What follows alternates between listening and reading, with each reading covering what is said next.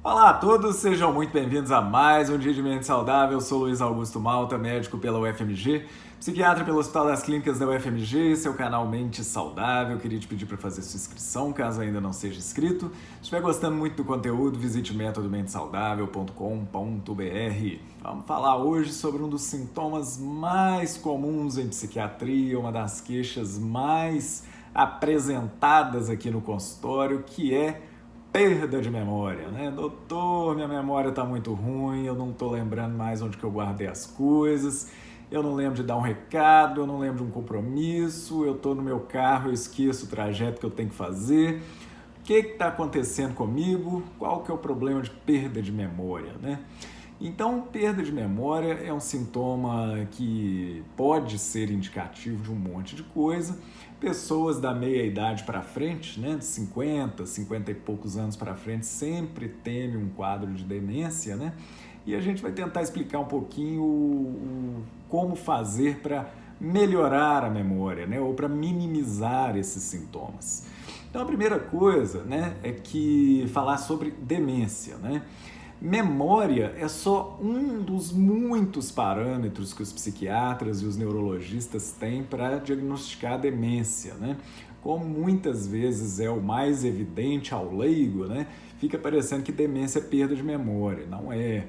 Demência é perda da cognição de um modo geral, né? Perda da crítica, perda do pragmatismo, perda da capacidade motora e perda de memória, tá nesse pacote aí, né? Então, muito comum que perda de memória não seja indicativo de demência e pode levar a um prejuízo da memória. Quadros depressivos podem levar a um prejuízo da memória pelo desinteresse que a pessoa com depressão tem em temas gerais. Então, se ela não está interessada, o organismo, o psiquismo, né, não vai processar aquela informação adequadamente, a pessoa vai ter sensação de que não guardou, mas na verdade é porque ela não fixou, ela não se interessou, ela não jogou atenção naquilo ali, né?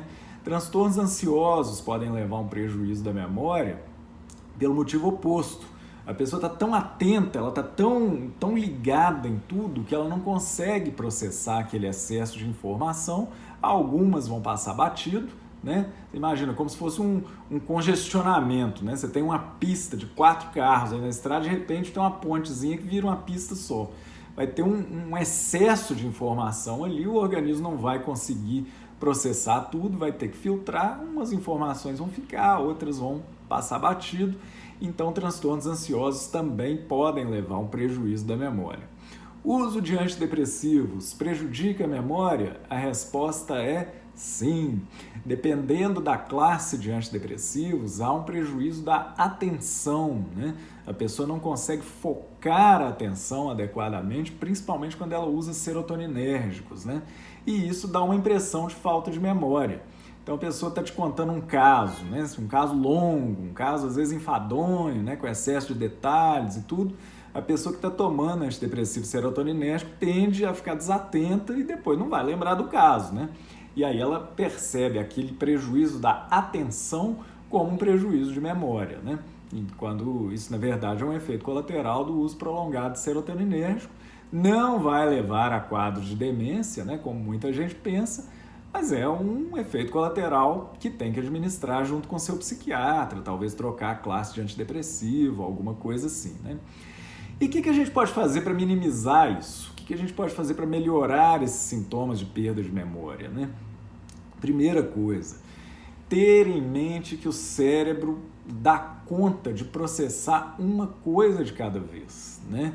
Não adianta você estar com o som ligado, estar olhando o Instagram, estar olhando o WhatsApp, abrindo seu e-mail, vendo televisão, ouvindo rádio e tentando estudar, né? Você não vai fazer nada direito, né? Você precisa selecionar a tarefa na qual você quer concentrar. E isso em época de rede social é muito difícil, né? É muito difícil porque a gente nunca viveu um período de tanto estímulo para o nosso psiquismo. O nosso cérebro não consegue processar tantos estímulos e a gente vai ter a impressão de que a gente não está firmando nada, não está fixando nada, a gente vai ter uma impressão de perda de memória. Então, se você gosta de Instagram, se você gosta de grupo de WhatsApp, se você gosta de rede social, selecione momentos para estar naquela atividade. Se você precisa estudar, desliga tudo à sua volta, né? Se você precisa trabalhar, render no trabalho, tudo, seleciona, compartimenta o seu tempo, né? Muitas repartições aí, muitas empresas proíbem o WhatsApp, proíbem o acesso à rede social, justamente porque eles são os ladrões de produtividade. A pessoa não consegue executar duas tarefas ao mesmo tempo, vai executar mal as duas.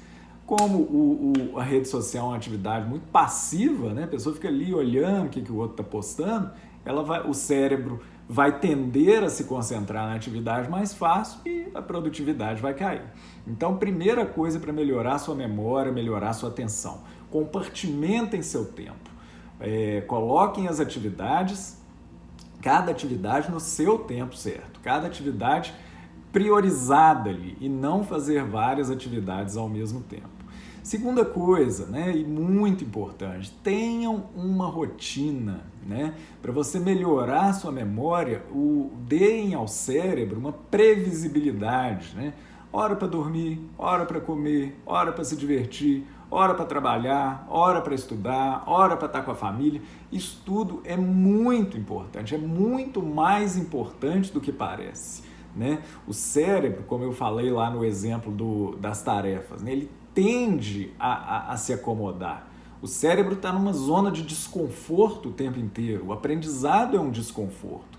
Então, na hora que ele se acomoda, ele tende a ser mais produtivo, tende a ser mais eficiente, né? Então, se você der ao cérebro uma previsibilidade, compartimentar seu tempo e